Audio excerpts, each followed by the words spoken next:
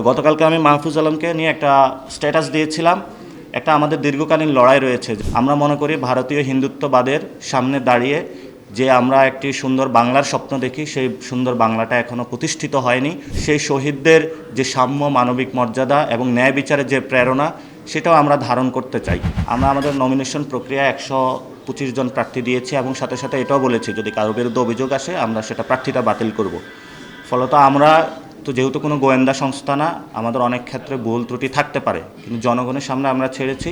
তারা যদি আমাদেরকে লিখিত দেয় তাহলে আমরা সেটা প্রার্থী বাতিল করব এবং আমরা গণ অভ্যুত্থানে যারা স্পিরিট ধারণ করে তাদেরকে নিয়ে আসার চেষ্টা করব।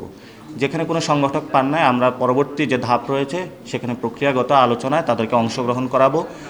এবং আসিফ মাহমুদ গতকাল আজকে তফসিল ঘোষণার আগ পর্যন্ত সরকারের অংশীজন ছিলেন, ফলত আমাদের কমেন্ট করার জায়গা ছিল না। আমরা চাই সকল আমাদের যারা সহযোদ্ধা রয়েছে, যারা বিপ্লবী স্পিরিট ধারণ করে সংস্কারের পক্ষে, এনসিপির পক্ষে এসে কাজ করুক, সেটা আমরা তাদেরকে আবেদন রাখবো। তবে ব্যক্তি জায়গায় সবার স্বাধীনতা রয়েছে, আমরা স্বাধীনতার জায়গাটাও খর্ব করব না। আর গতকালকে আমি মাহফুজ আলমকে নিয়ে একটা স্ট্যাটাস দিয়েছিলাম। একটা আমাদের দীর্ঘকালীন লড়াই রয়েছে যে আমরা এখানে একটা কালচারাল সিভিলাইজড সোসাইটি করতে চাই। এটা আমরা ক্যাম্পাস থেকেও কাজ করছি। সো আমাদের এই কাজটা যাতে বন্ধ না হয় এবং সামনেও আমরা কাজটা এগিয়ে নিতে চাই, সেই জায়গাটায় আমি ইঙ্গিত করেছিলাম। আমরা মনে করি ভারতীয় হিন্দুত্ববাদের সামনে দাঁড়িয়ে যে আমরা একটি সুন্দর বাংলার স্বপ্ন দেখি, সেই সুন্দর বাংলাটা এখনও প্রতিষ্ঠিত হয়নি। সুন্দর বাংলা যদি আমরা প্রতিষ্ঠিত না করতে পারি তাহলে বাংলাদেশ রাষ্ট্রের যে অস্তিত্ব সেটাও ব্যাহত হওয়ার একটি আয়োজন চলছে।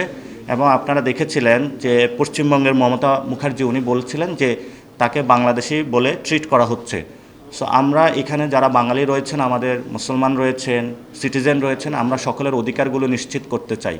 আমরা যেমন আমাদের এই ভূখণ্ডের মানুষের অধিকার নিশ্চিত করতে চাই, তেমনি বিশ্বের যেখানে মানুষ নিপীড়িত, নির্যাতিত, সেখানের মানুষের অধিকারগুলো নিশ্চিত করতে চাই। এই লক্ষ্যই ছিল আমাদের মুক্তিযুদ্ধের অন্যতম লক্ষ্য। এবং আমরা সাথে সাথে স্বাধীনতার যে সংগ্রামী আমাদের যুদ্ধ ছিল, সেখানে যারা শহীদ হয়েছেন, সেই শহীদদের যে সাম্য, মানবিক মর্যাদা এবং ন্যায় বিচারের যে প্রেরণা, সেটাও আমরা ধারণ করতে চাই এবং সেই যুদ্ধটা আমরা চালিয়ে যেতে চাই এবং সেটা কমপ্লিট বাংলাদেশে আমরা করতে চাই। সেজন্য আমি এই ইঙ্গিতটা দিয়েছিলাম।